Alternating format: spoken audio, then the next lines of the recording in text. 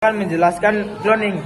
Cloning adalah proses reproduksi seksual di mana organisme baru, tumbuhan, hewan, atau mikroorganisme dihasilkan dari satu genetik yang identik dengan organisme induk tersebut. Singkatnya, cloning adalah proses menghasilkan organisme dengan DNA yang identik dan hampir identik, baik secara alami ataupun buatan. Tujuan cloning adalah untuk menciptakan salinan genetik yang identik dari organisme induk untuk mengembangkan dan memperbanyak bibit unggul dari suatu organisme tersebut. Hewan yaitu domba yang diberi nama Dolly.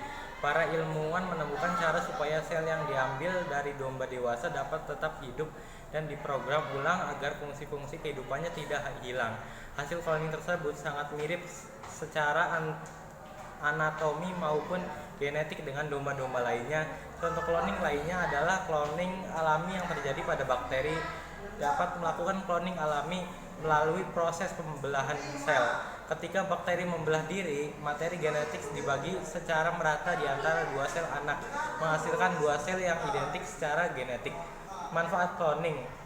Metode cloning dapat digunakan untuk melestarikan spesies yang terancam punah atau langka dengan menciptakan salinan genetik dari individu yang mungkin telah mati atau sulit direproduksi secara alami.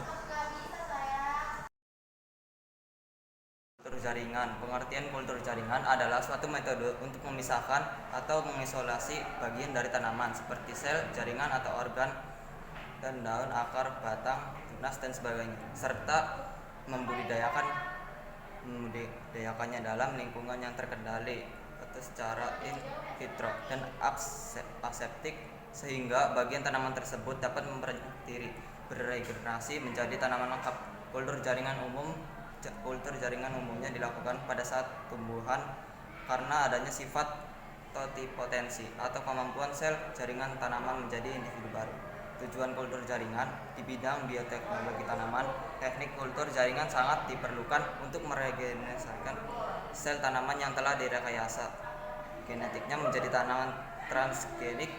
Di bidang pengendalian penyakit tanaman, kultur jaringan dapat menghasilkan tanaman yang bebas patogen yaitu melalui kultur meristem.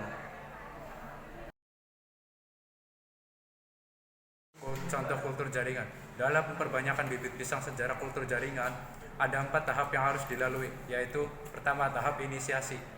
Pada tahap ini eksplan membentuk kalus dan bertunas banyak. Kedua, tahap pelipatan tunas atau multiplikasi, yaitu tunas yang sudah terbentuk dipisahkan kemudian ditumbuhkan dalam medium agar tumbuh tunas baru atau perbanyakan subkultur.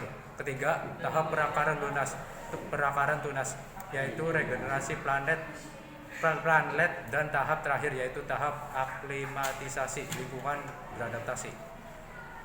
Manfaat kultur jaringan. Di bidang pengendalian penyakit tanaman, kultur jaringan dapat menghasilkan tanaman yang bebas patogen, yaitu melalui kultur meristem. Di bidang konservasi dapat digunakan untuk memperbanyak tanaman yang hampir punah atau untuk penyimpanan plasma nutfah.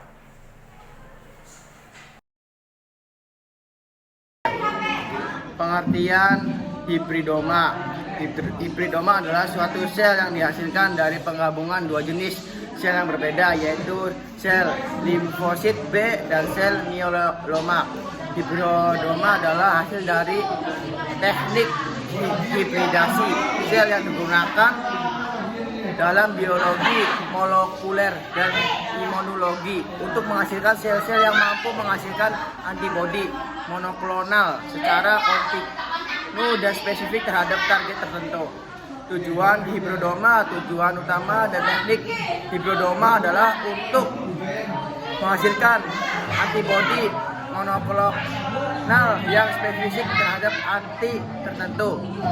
Contoh dari hibridoma yaitu antibodi monoklonal, di mana fungsi antara sel kanker dengan sel limfosit. Selain itu, dari cloning juga memanfaatkan teknik fungsi sel. Saya Dimas Riba Pratama. Saya di sini akan menjelaskan tentang manfaat hibridoma dan pengertian rekayasa genetika sama tujuan rekayasa genetika. Yang pertama, manfaat hibridoma. Sel hidroma memberikan manfaat dalam bidang biomedis seperti diagnostik dan terapi. Antibodi monoklonal yang dihasilkan oleh sel ini dapat digunakan untuk mendeteksi dan mengidentifikasi patogen, sel kanker, dan protein yang spesifik dalam sampel biologis.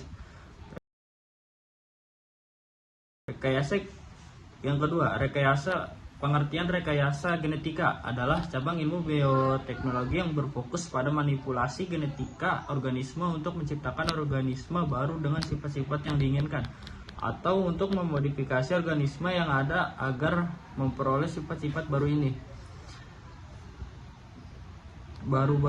Sifat-sifat baru ini melibatkan pemahaman manipulasi dan transfer DNA atau gen dari satu organisme ke organisme lainnya.